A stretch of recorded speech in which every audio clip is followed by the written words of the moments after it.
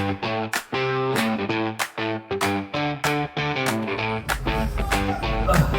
everybody. We're here with 25,000 people in Singapore at TOKEN2049. This is the largest crypto conference on earth. And before we begin, I want to say thank you to Alex, Raphael, Peter, and the TOKEN2049 team. This is the greatest show on earth. Well, this panel specifically. Joining me today are two of the co-founders of World Liberty Financial. This is the single biggest story in crypto. You've heard of them before. No one knows how to pronounce their token name. We'll talk about that today. But World Liberty is shaping the future of all finance and supercharged by a stablecoin they released earlier this year called USD1. So we're going to dig into all the details, but we got to start, Don, with the vision. Yeah. So, you've had a fairly successful career before this. Yeah. With the Trump organization, with real estate. There might have been some politics at some point in time that you did previously. Yes. But then you decided to join forces and create World Liberty. Why? Listen, we got involved, not because we were necessarily early adapters. I mean, we built buildings like this. We built hotels, resorts, golf courses, some of the finest in the world.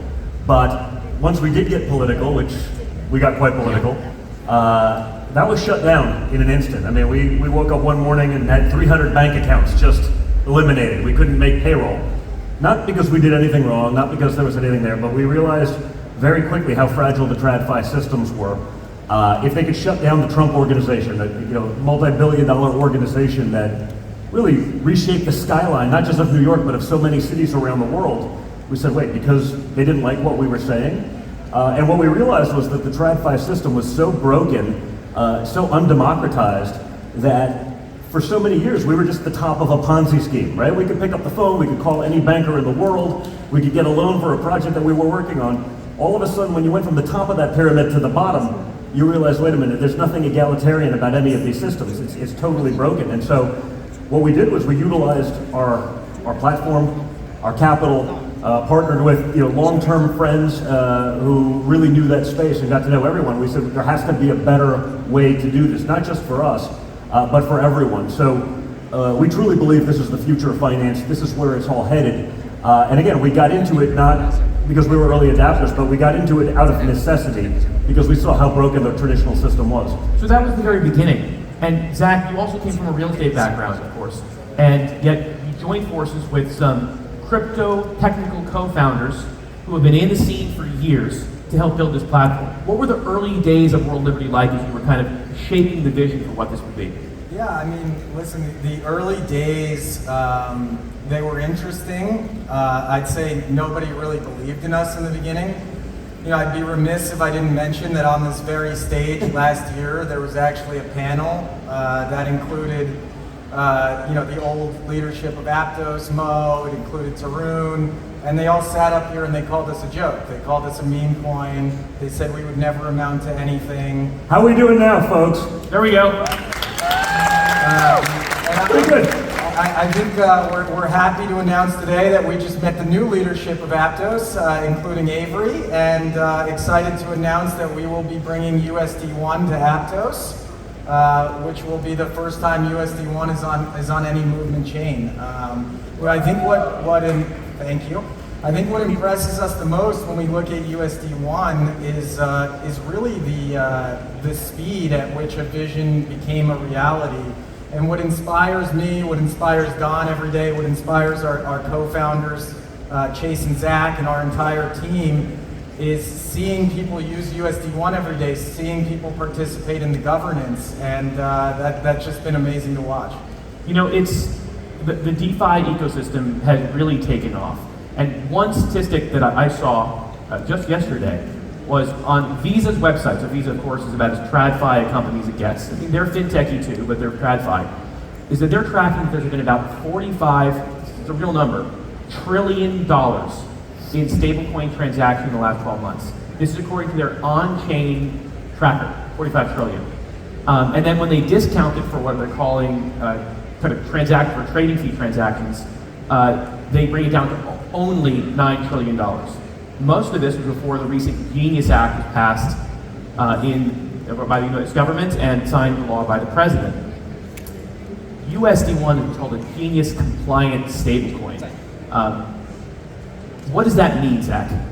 Yeah, so USD1 is one-to-one backed by US Treasuries. That's very important to us. And that should be very important, frankly, to anyone issuing a stablecoin. People using stablecoins, they also deserve trust and transparency. Our monthly audits are very important to us. So, when we talk about genius compliance, we talk about, trust, transparency, audits, one-to-one backing. That's really what's involved in a genius compliant stablecoin, among many other things that we could cover, but they would take about an hour and a half. Well, so that means, though, that consumers and institutions and enterprises and even governments can trust USD1 because they know exactly what's backing it. And now there's real rules in the United States. And Don, I've got to ask, with there being real rules in the U.S., do you think there's going to be more jobs in entrepreneurship and crypto coming to America? Oh, I think without question. I mean, it was sort of amazing to watch what I believe, again, to be the future of finance. And to watch a government, prior to my father taking back over in January, literally do almost everything imaginable to take this incredible burgeoning industry and send it everywhere but America. I think what we've realized in watching the world, a strong America, a stable America, is a strong and stable world. America leads by example, and so we have to have that leadership in this industry. We can't force people to go places that they didn't want to do. And even when we started, this vision, year and a half ago, we're talking about this. We're having conversations, and we're with the biggest white shoe law firms in America. We're saying, this is what we want to do. That looks great. Is it legal? We don't know. Yeah, we're not sure. And you saw the way the prior administration, really weaponized so much of their resources. Weaponized the government against crypto, even guys that were doing it right, just because they could, because it meant that administration had less control. That political party had less power to be able to rule. We wanted to change that. And so my father was the first guy to run as sort of a pro-crypto president. He saw the need because, again, as someone who was a titan of industry, to be able to be turned off that quickly, he saw that there was a different way to do this. There was a fairer way to do this. And that should be led in America, not pushing people abroad. And so bringing that back to the United States, having people like David Sachs running crypto for the US government is just incredible opportunities. We're so used to, in America, the people who are making trillion-dollar decisions are not there because they actually know what they're talking about. They're there because they've been there longer. Yeah. I remember coming out of, I was a young kid coming out of Wharton in 2000, and the real estate boom's going crazy, and you had a dot-com boom going wild, and everything was going, and I remember when the world hit a wall in 07, 08, going 1,000 miles an hour, and you start watching the House and Senate committees talking about finance, and I'm like, you listen to the people who are making trillion-dollar decisions, and you realize in about 3 seconds, like, they're literally talking sound bites. They have no idea what they're actually talking about. Again, they're only there because they've been there longer, and it's a prestigious committee that has power. But they're making trillion-dollar decisions that they have no business making. I mean, these are people sort of like Joe Biden. Like, if you showed up driving your Uber, you'd never get in the car. You'd certainly never let your kids get in that car. These were the people that were making decisions. He's laughing, but it's true, right? 100%. These are people making decisions that they had no business making. And so to have people in this administration that actually understand what they're talking about when you talk about an industry of this size and scope is fundamentally important. And so that's going to set the regulatory framework that we're going to need to be able to have this industry grow across the board. Yeah, because it's not just going to grow in America. Here we are, for example, in Singapore, which has been leading the way on policy and regulation for years. So a lot of entrepreneurs here. And in speaking to them and working here, my company's had an office here since 2018. The region really cares about crypto. They care about innovation. But they would see the U.S. as kind of an enemy to this industry until very recently. But now it looks like we've actually got competency in office. But what does that mean for USD1? What does that mean for world liberty? Now that there are some rules out there, does it let you get creative? Yeah, I mean, listen, we're always looking to color within the rule book. But now that there's clear regulation, it allows us and every other corporation in crypto to have a clear set of rules to play by, right? And it allows us to be more efficient, to not just worry about the boogeyman every day for just operating a normal business that's above board. So there's no question that regulation is healthy for any industry. And frankly, it's what the crypto industry has been asking for years. All we've been saying is give us clear rules of the road to play by so we know how to operate. And thanks to the president and his amazing administration, now we have that. Well, so let's change topics a little bit. The WLFI token is different than the USD1 stablecoin. Yeah. Can you explain to us kind of what the difference is between these things? Yeah. So for the non-crypto native people here, USD1 is a stablecoin. It's a one-to-one backed stablecoin with US Treasuries. It's what retail corporations, enterprise use as a means of payment, savings, etc. World Liberty Financial, WLFI, is our governance token, and it gives our ecosystem participants and token holders a say in the ecosystem in the direction of the platform. So you can think of USD1 as the money in our system and WLFI as the voice in our system. And that voice is not nothing. I mean, I've got to say, I've received inquiries from certain media sources, mainstream media that may have a political axe to grind, who suddenly think that there's no value there. But I have to say, this is me speaking personally, that the WLFI token has already been used quite extensively. In fact, haven't there been some proposals on the network of material? That's a great point, David. So we, for instance, we just passed a governance proposal recently to use all of the fees from DEXs of WLFI sales to buy back and burn the WLFI token. That's a really good example of the governance shaping our platform, and there's been several more as well. There'll continue to be more governance proposals. Anyone who owns a single WLFI token is entitled to make a governance proposal.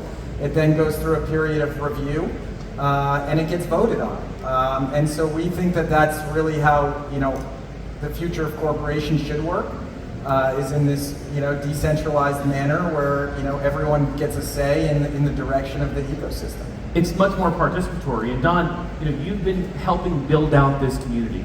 I think we see a lot of it on Twitter, but we see a lot of it elsewhere. And the fans of USD1, I've got to say, I've never seen a community for a stablecoin before. Yeah. Stablecoin with culture.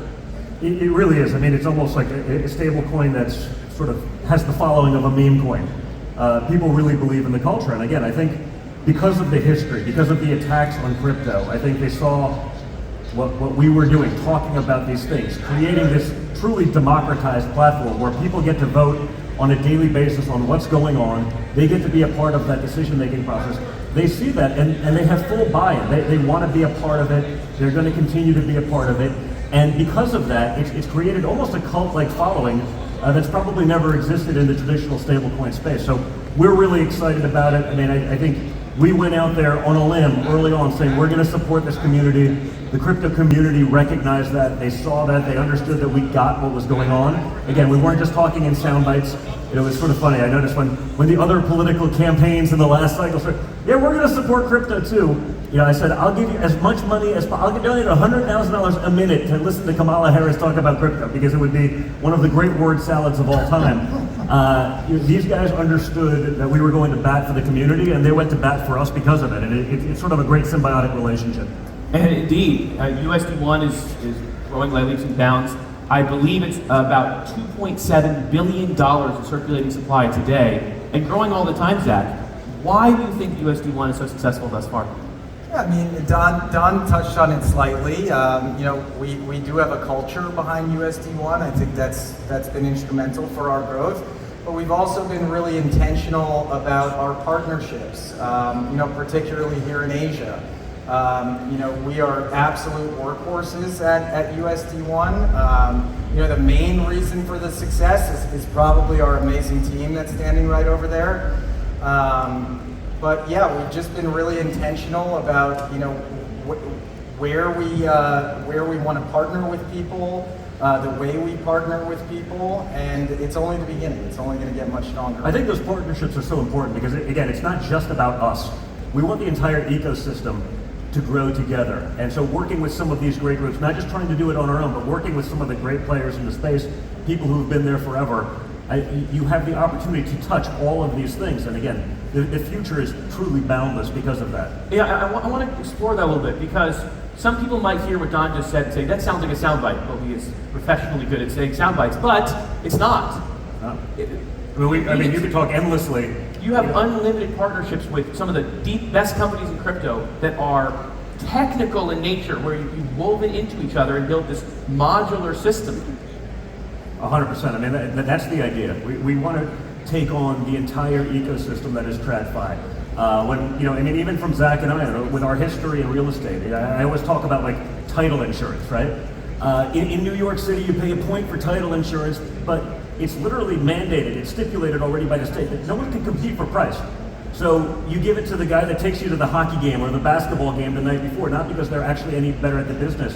When we can create the efficiencies using blockchain technologies, all of these other aspects of, we can, endless points on deals that are just basically thrown out in the ether, totally wasted. We can create a level of efficiency across the board here that's going to translate to value to the end users. There's so many opportunities, it's truly endless. So this is much bigger than just crypto the way we know it today. Right. Is that what you'd say? Yeah, it's not just about the transacting. Well, remittances are going to be huge, the tokenization is going to be huge, but I mean, even taking on some of those traditional blocks, like why wouldn't title insurance be on the blockchain? Where I can track what's been going on forever, rather than having to pay someone a point. When you look at TradFi, how many guys do I know that I graduated from working with back in 2000 that, great guys, making 7 figures a year to push a piece of paper from one side of a desk to the other, adding absolutely no value, but taking these significant chunks, basically feeing people to death. It doesn't work. So I think we see a system where we can eliminate all of those inefficiencies. That translates back to real value for all of the people involved. I mean, further to Don's point, I think what's really interesting about our team, we obviously have the most incredible partners in Don, Eric, and his brother Baron. We also have Chase Hero and Zach Witkoff, who I mentioned earlier, our co-founders. We've seen all of the problems, really. We've all been around a very long time. Don and his family particularly have seen all of the problems that exist in the traditional finance world. We've also seen all the problems that exist in crypto finance, right? And what we try to do as co-founders of this project is we try to think about the problems and then we come up with the solutions to those problems. And so, I think the experience that Don and his brothers bring to this in just seeing every single problem that exists, whether it comes to debanking, deplatforming, etc. We take those problems and we apply solutions to them. And so I think that if an audience member is listening to what you're saying, Zach, quite closely, they may hear a future roadmap for World Liberty Financial. Is that right? Yeah, I mean, somewhere in there. Yeah, somewhere in there, I guess you could say that. So then maybe a little more specifically, one thing Don mentioned that I think is a really key point is tokenization. And that seems like something people are talking about a lot right now. There's been speculation on the internet that World Liberty is going to explore potentially other types of asset classes and tokenizing those. Have you thought about that? What can you tell the audience? Yeah, we've not only thought about it, we're actively working on it. I think commodities are a really interesting area for us, whether it be oil, gas, even things like cotton, timber, all of those things, frankly, should be traded on chain. It's a lot more efficient, it's a lot more transparent, and they should all be paired with a reliable, transparent stablecoin, USD1. So whether it comes to tokenizing some of these asset classes like real estate, oil and gas, etc., we're looking at actively tokenizing that ourselves. But we also want USD1 to be the base pair for these assets because we view it as the most trustworthy and the most transparent and the most cultured stablecoin on earth. Cultured stablecoin. Don, you come into business meetings all the time. You've helped sell billion-dollar buildings and then some. When you're talking about USD1 in a meeting, when you're behind the scenes, what are you telling people about it that's convincing them to say, yes, we want to use your technology? It's interesting. I think they meet the team and they get it. These are guys that could be doing anything. These are guys that have been successful in this space for well over a decade. And they understand the great vision, I think, that the entire team has, right? It's not just about us, it's not just about making money today, it's about a long-term vision to shape the future of this space, to create the efficiencies we've been talking about. They see that, and honestly, it almost sells itself. And again, I think that there is a component of the culture that we talked about. People get it. They see the following that we've been able to have by basically saying, hey, we're going to do, and we are doing all of the things we said we were going to do. There's an incredible loyalty amongst the people who've been in this space, who see what it is, who've been early players and new adapters. And the reality is, while some of the guys have been in it for a long time, I think we're just at the beginning of what's going to be an incredible upswing that's going to change the future. And I think, if I can just hop in there, David, I think what's really important, especially as we're meeting with enterprises and institutions, is the transparency and the trust. That is a key component when you're talking to the likes of Amazon, Apple, right, and trying to convince them to onboard to stable coins. Some of our competitors, are very large, but they don't have monthly audits, right? Rather, monthly attestations and things like that. We believe that the trust and transparency is going to be critical when it comes to capturing the next wave of adoption. And you've captured very quickly this trust. You earned it, I should say. It's worth noting that this project didn't really exist a year and a half ago, or it was in its infancy, let me put it that way. But you've done extraordinary work so far. One of the other quote-unquote criticisms that we've seen is that people say, where's this, where's that from World Liberty? But maybe it's worth noting that you've delivered and delivered and delivered in a matter of weeks. Well, as Zach pointed out, it was a year ago on this very stage, they were making fun of what we're trying to do, and now we're the fastest growing stablecoin ever. I think we're doing pretty good, and as I said, we're going to deliver on the promises that we made. We're going to keep going. We have one of the greatest teams imaginable, and because we're not just trying to do it ourselves, to do it alone, but we're bringing in the other great minds of the space to collectively form, all of these, ideas, expand them, grow them. I think people understand and have a lot more faith and trust in what we're trying to do. Yeah, but to your point, World Liberty isn't layer one. It's not an exchange, but you seem to partner with so many different players. So we've been very intentional about that. World Liberty and USD1 are exchange agnostic and they're chain agnostic.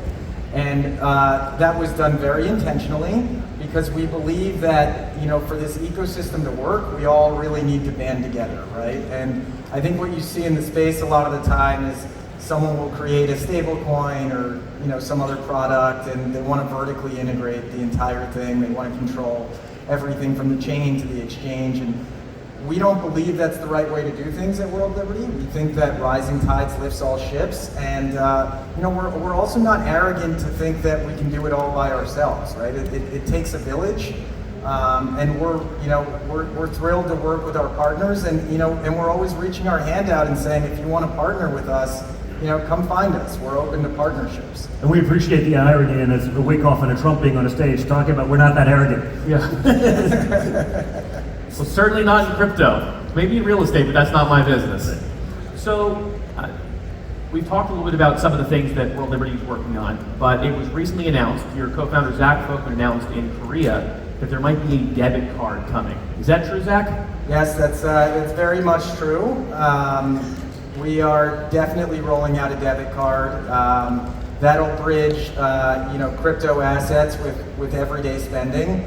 Again, excited to announce that we'll be rolling out a pilot program here in the next quarter, and that debit card will either be live Q4 or Q1 26. This is news, ladies and gentlemen. That's news right here.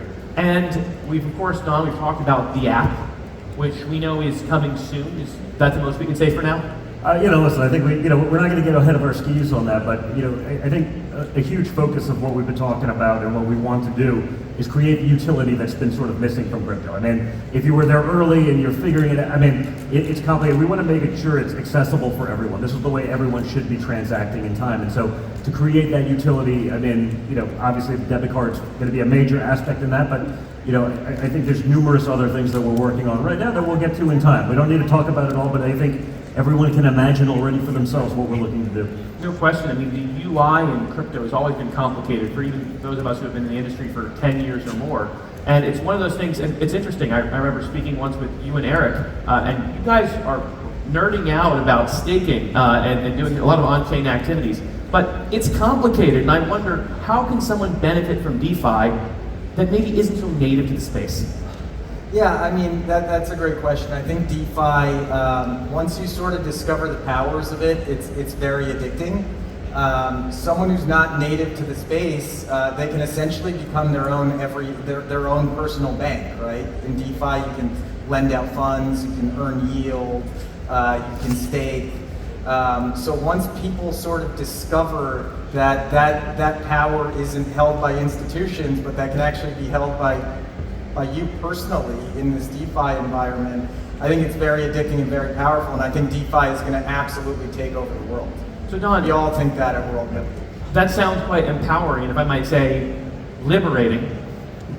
Is that maybe why you called it World Liberty? Well, yeah, I mean, we call it World Liberty because of the liberty aspect of it, but also because of the world aspect of it, right? This isn't just about America. We talk, we should be leading as America. We discussed already, the importance of a strong America and leading from that, but we want this to be for the world. We want people to be able to do that. We want the same opportunities that so many Americans have been able to benefit to be able to happen in other places where there isn't an established even TradFi system, where inflation can take care of, wipe out your paycheck in a couple of hours. So it's about creating a platform for the world to utilize and for them to partake in all of these things. Again, you bring it back to the tokenization aspect of it.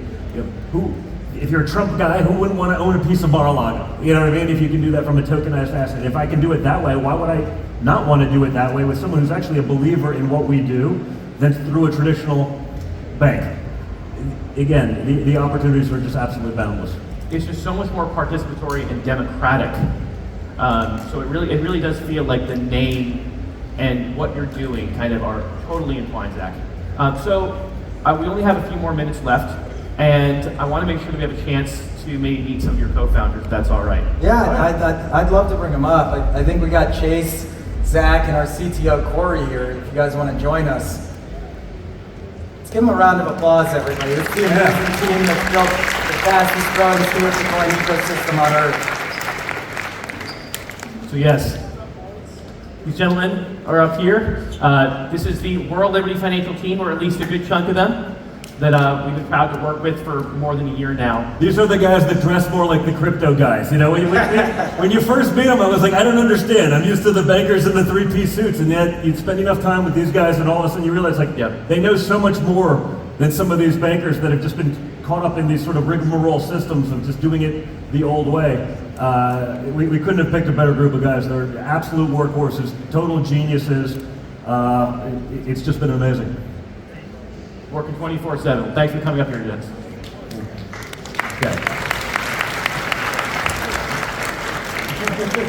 And finally, I just wanted to talk a little bit about politics. Yeah. World Liberty is not a political organization. Is that true? It's 100% true. It's 100% true. I think it definitely benefits America. I think stablecoins, the nature of as countries have started saying, hey, we don't love dollar hegemony. We want to take that power that the United States have had away from them for so long. I mean, I think stablecoins are going to be the thing that backfills all of these countries that used to buy U.S. Treasuries.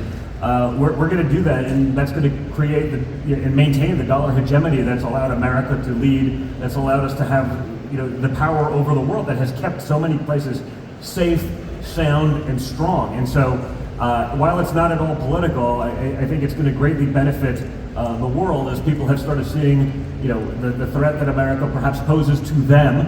These are not exactly great places. These are not exactly countries that have the rest of the world's interests at heart. I think preserving that power of the dollar is a huge part of what stablecoins are going to be doing in the next.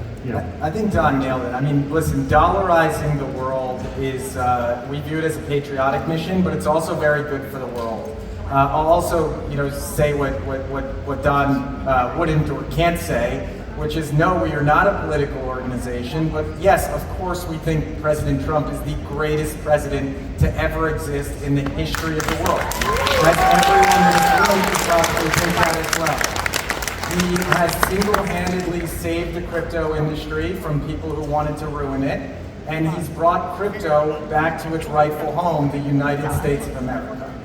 So we love President Trump. We absolutely think that he is the best president to ever exist, but we've been very clear that World Liberty is not a political organization, we are a business. And you're a business that, although you're not involved in any policy discussions, to be very clear, is benefiting the U.S. by, among other things, as a commercial company, purchasing U.S. Treasuries for the long run. That's right, purchasing U.S. Treasuries and also exposing parts of the world that wouldn't otherwise be exposed to those U.S. Treasuries, right? So we're really, we're flying to every single corner of this globe, convincing people to onboard to USD1, which, in effect, convinces those people to go buy U.S. Treasuries and is great for the U.S. dollar, the world's greatest reserve currency. So it's the demand side and the supply side as a private enterprise. Yeah, that's right. That's a fascinating niche that probably didn't really exist too many years ago, that you're now filling. And you're doing this while also beginning to onboard totally new features that we're probably going to be seeing in the weeks and months ahead of when the WLFI app comes out, which of course we've been looking forward to, but only when it's fully baked. Yeah, that's right. I mean, listen, like I said, we're very intentional at World Liberty, so we don't want to roll out some, sort of half-baked product. Yeah, when it's done, the world will see it. Don't want to give away any timelines on the stage, but what I can say is the final product is going to be one of the greatest wallets the world has ever seen. I want to change topics a little bit and talk a little about the media, because we've certainly seen a lot about that. Don, you have a lot of experience with the media. You've been on TV umpteen times. Just a little bit. Yeah, it does seem like the media, at least initially, didn't give you much of a fair shake. But now more and more people are talking about the technology you've built, the success you've had. What's your overall experience with the media? I think my overall experience with the media has been, let's call it a disaster. I think we've seen, the bias there. I've certainly talked about that for, the last decade, because I've been there. I've been in the room, and I see the message that's been delivered. I think where we're starting to get a fair shake is that the media has discredited itself so often and so much that the media, like finance, is shifting to alternate forms. More the independent journalism route, the podcast route, people who are talking long form, not just sort of delivering a soundbite for whatever the corporate powers that be would have them be doing. And so, the reality is, they've sort of become their own worst enemy, which started their own natural demise and allowed a void to be filled by other people who are willing to actually have a real conversation, who are willing to talk about the things that need to be said, not just run, again, with a narrative. And so while the experience hasn't been awesome because we were the targets of this for so long, it created the opportunity for other people to step in and fill that void. And there's a reason there's such distrust in the media across the world, certainly in the United States, where finally they were actually able to see the other side. It's sort of like how we got into crypto, frankly, right? We got into crypto because out of necessity. We were debanked, so we came up with a solution, but we had the same problem when it came to free speech in America, which is sort of the holy grail of, the Bill of Rights, the First Amendment, freedom of speech. Well, we were deplatformed from that too. We were shut down, we were thrown off, every platform imaginable. You weren't able to even get on the mainstream media, so what did we do? We came up with a solution. We came up with Truth Social as a competitor to what was out there. And so, we have a long history of being, when we're attacked, we don't just sort of take our ball, go home, cry to mommy. We actually come up with real viable solutions that people see. And as the onslaught got worse and worse, and as the media got worse and worse, people truly saw the real bias that was out there, and they started actually paying attention to what was really going on. Once that happened, once you had that transparency, all of a sudden you saw a very seismic shift in the way that things were seen. And we've seen huge groundswell of community support. Between all of you, you have an enormous following. And Zach Witkoff, I want to ask, if people want to hear the straight truth about World Liberty, where should they go to find out the facts? Yeah, I mean, if you want the straight truth, we're very accessible people. Maybe not Don as much as me and my co-founders, but I'm here. I'm basically flying 50 hours to be on the ground here for about 18 hours. So, I make myself available when possible. That's for sure. But if you want the real truth of world liberty, I'd say follow us on Twitter. Watch us on podcast and hear it directly from us. The publications like the New York Times, I mean, these are the same publications that attacked our entire industry, right, for years and years. I think most of the people in this room, if we polled everyone in this room, I mean, and they read a New York Times article, most people are going to actually assume the opposite is true of what occurred in that article. I mean, how many people in this room really think that the New York Times is a trustworthy publication? Not many, it sounds like. It's about what I thought it would be, 0. So yeah, I would say if you want the real, truth on world liberty, you should always get it from one of us, the co-founders. And if someone wants to learn more about the project, they should go to your website? Yeah, go to worldlibertyfinancial.com. Feel free to give us a follow on X, where we give frequent updates, and we're on podcasts, etc. frequently. So again, we're pretty accessible. Well, excellent. Gentlemen, thank you very much for being here, for talking about the future of the American economic hegemony, talking about the future of USD1, talking about the future of the WLFI token and the app and the platform. For giving us all your time today. Thanks, guys. Thank you very much.